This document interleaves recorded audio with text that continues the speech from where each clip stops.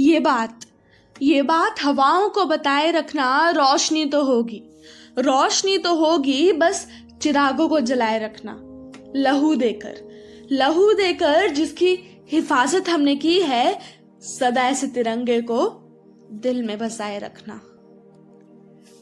दोस्तों, हमने मुद्दे तो अक्सर उठते देखे हैं समाज में, तो आओ आज हम भी एक और मुद्दा उठा लेते हैं, और वो मुद्दा है नक्षत्र का। अब आप सब ये सोच रहे होंगे कि अरे भाई यार, नक्षत्र है क्या? तो मैं आपको बताती हूँ। नक्षत्र मतलब सितारे, स्टार्स। पर हमारे असली सितारे हैं कौन? अमिताभ बच्चन, सचिन तेंदुलकर या ऐसी ही बड़ी बड़ी हस्तियां? जी हाँ, हम यही सोचते हैं कि बड़े बड़े पर्दे पर 10-10 लोगों की पिटाई करने वाले ये ही हमारे असली स्टार्स हैं।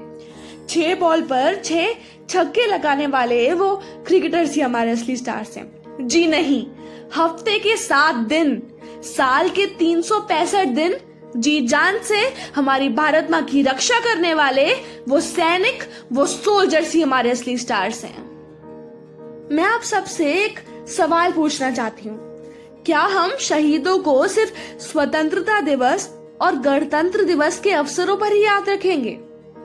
ये मानो जैसे हमारे देश में एक रिवाज सा बन गया हो, जिस दिन कोई सैनिक सीमा पर शहीद होता है, उसके 2 दिन के अंदर अंदर वो समाचार पत्रों और टेलीविजन की सुर्खियां बनकर सिमट जाता है, और उसके जाने के बाद हम उस शहीद, उसके परिवार और उसके बलिदान को भूल से जाते हैं। कोई सैनिक जब सीमा पर होता है तो वो मन ही मन अपने आप को क्या बोलता है, इसे मैंने एक पंक्ति में संजोने की कोशिश की है। तो ये कुछ इस तरह है, ऐ मेरे देश तुझको नमन है मेरा, ऐ मेरे देश तुझको नमन है मेरा, जीऊं तो जुबां पर नाम हो तेरा और मरूं तो तिरंगा कफन हो मेरा। इन शब्दों में एक नशा है, नशा तिरंगे की आन का है, नशा मातृभूमि की शान का है। हम लहराएंगे ये तिरंगा हर जगह, नशा ये हमारे भारत के मान का है।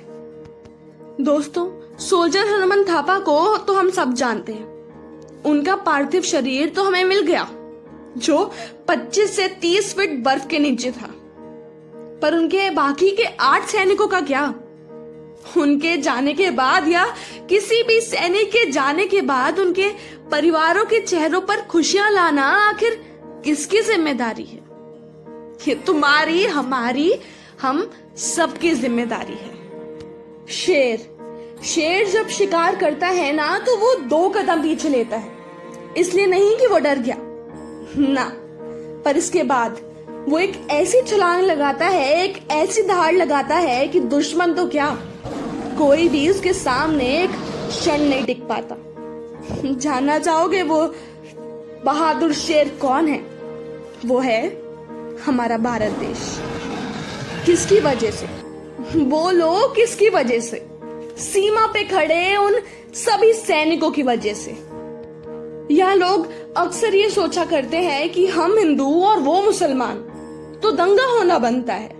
अरे वो लोग क्या जाने क्या हिंदू क्या मुस्लिम, ये ऐसे शब्द हैं जहाँ कोई बंटवारा ही नहीं। यहाँ तो रमजान में भी राम है और यार दिवाली में भी अली, फिर किस चीज का बंटवारा? इसी विचार को एक साथ एक धागे में संजो आपके सामने प्रकट करूंगी। ये पेड़, ये पत्ते, ये शाखाएं भी परेशान हो जाएं। ये पेड़, ये पत्ते, ये शाखाएं भी परेशान हो जाएं अगर ये आजाद परिंदे भी हिंदू या मुसलमान हो जाएं। चाहे तो वो मेरे देश में दंगा रहने दो, चाहे तो वो मेरे देश में दंगा रहने दो, मगर लाल हरे में मत बांटो, लाल हरे में मत बांटो। इस नीली छत पर तिरंगा रहने दो, इस नीली छत पर तिरंगा रहने दो। दोस्तों, वक्त कम है, जितना दम है ना लगा दो। कुछ लोगों को हम जगाते हैं यार, खुद को तुम उठा दो। अब शहीद भगत सिंह के द्वारा कहे गए इन शब्दों से मैं अपनी वाणी को विराम दूंगी। तो ये कुछ इस तरह है, लिख रहा हूं मैं, अंजाम जिसका कल आगाज आएगा। लिख रहा हूं मैं अंजाम जिसका कल आगाज आएगा, मेरे लहू का हर एक कतरा इनकलाब लाएगा। वादा है मेरा मेरे जाने के बाद वतन पे मरने वालों का सैलाब आएगा। जय हिंद, जय हिंद। हैप्पी इंडिपेंडेंस डे यारो। हर एक दिन को इंडिपेंडेंस डे बनाते हैं। चलो मिलकर थोड़ी और खुशियां बांटते हैं। शुक्रिया।